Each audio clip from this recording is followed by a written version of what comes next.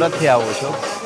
મેં તો ઓનલાઈન ધૂન કાયમ માટે સાંભળું છું, જ્યાંથી સ્ટાર્ટ થઈ ત્યાંથી. પણ મને એ ફિલિંગ થયું કે ઓનલાઈનમાં આટલી બધી મજા આવે છે તો હું ત્યાં જઈશ અને કેવો માહોલ હશે.